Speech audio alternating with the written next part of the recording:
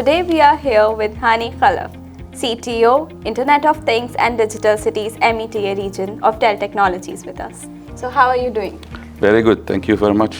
Thank you, and thank you for joining us. Most Sitting with you here, knowing you have so much expertise and experience in the industry, I cannot wait to get more from you and get some amazing insights. Sure. So let's move towards our questions.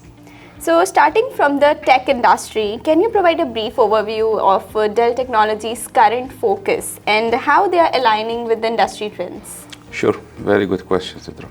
So in Dell Technologies, our focus areas really revolve around 6 technologies right now that we see are driving the future of transformation in organizations. And these are like 5G, AI, data, cloud, security, and edge.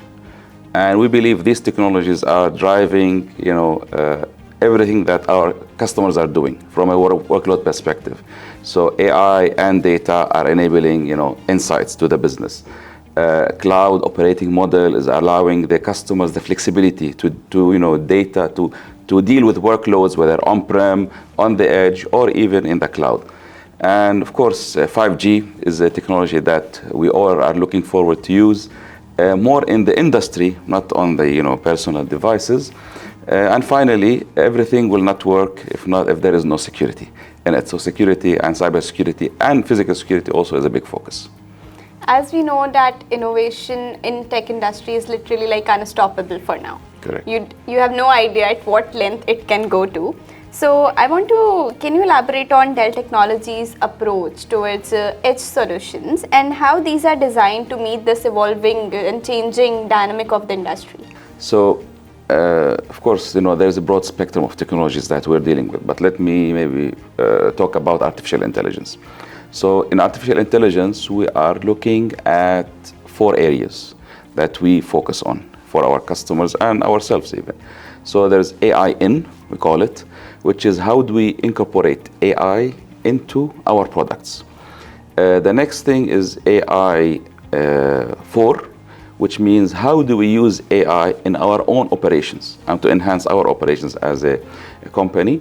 There's AI on, which means how do we help our customers run their workloads anywhere, whether it's in the edge, in the core, or even the cloud. And finally, it's AI with, which is a very important one. And how do we enable AI with our ecosystem of partners? Because these solutions are not a single vendor solution. It's a collaboration of multiple vendors that can bring them to the customers. So as you just mentioned about AI, so let's move ahead with AI because that is like the talk of the town throughout the year. Every company is talking about AI. So as you just mentioned, so what is about the concept of generative AI that is enabling the operators to talk to security systems? Yes. So that thing is quite interesting. Can you elaborate a little on that? Sure. Artificial intelligence is the talk of the town. And from past year, it's actually generative AI. Everybody wants generative AI. Now, generative AI is really a breakthrough in artificial intelligence because now we're not talking about just automation and helping decision making. We're talking about new content altogether, whether it is text, video, or audio. Most people are using online tools now to generate text, like with ChatGPT and others. In the security domain, actually, generative AI can help a lot. For example, it can create unlimited number of virtual training environments to train people on security. In the security domain, we have consultants who use their expertise, for example, to decide on camera placement in the buildings. This can be done now by generative AI, which knows which cameras to use, what rules to follow, and they can match this and do this. In facial recognition, for example, one of the challenges is to get faces for training, to train a model on facial recognition. So generative AI now can generate faces, for the model to be trained. So it's AI helping AI. And finally, maybe I can say about, when you have, for example, a post-incident report that you need to generate, when there's a big incident, generative AI engines can use this to generate automatically, as if it's a human. It's quite interesting to get to know about this. So how is Dell contributing sustainability, especially in the sector of supply chain and manufacturing? Okay. Actually, Dell is looking at sustainability in 3 domains. One of them is supply chain and logistics. For example, we are aiming in 2030 that for every product that our customer buys, we're gonna recycle or reuse an equivalent product. All our packaging now is 100% recycled. We were the first to use bamboo, based, sustainable material in our packaging. From a logistics perspective, also we are working on reducing our greenhouse gas emissions. We are using a technology called, for example, multi-pack, where if a customer orders a large quantity of some devices, we don't, package them individually. We do it, in a way that is more efficient to the environment. In addition to this, we are also, innovating in technologies that enable sustainability. So, for example, one of my favorite subjects for data centers is immersion cooling, where the servers and the equipment is cooled down not by air, but by special liquids.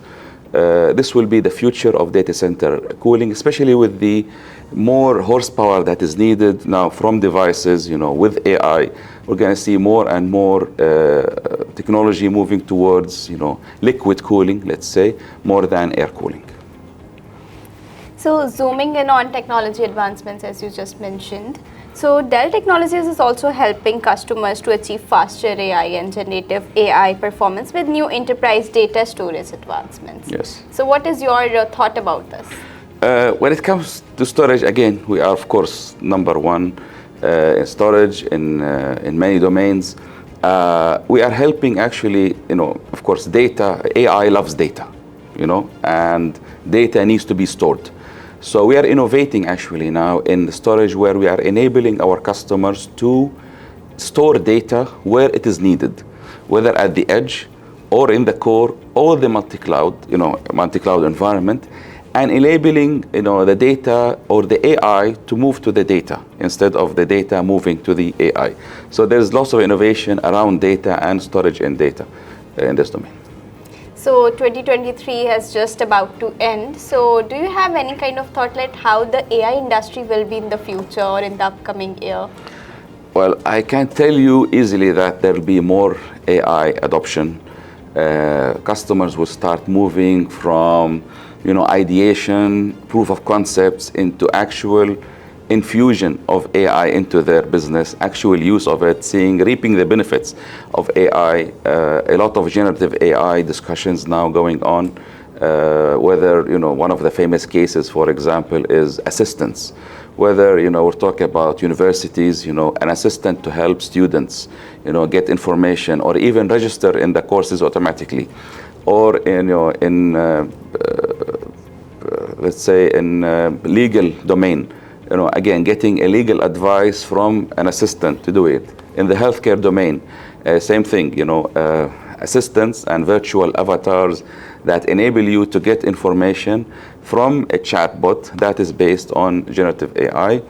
We're going to see, more explosion of data, especially at the edge. The edge is going to be the frontier for lots of innovation and lots of competition, where organizations need to harness this data at the edge and use it.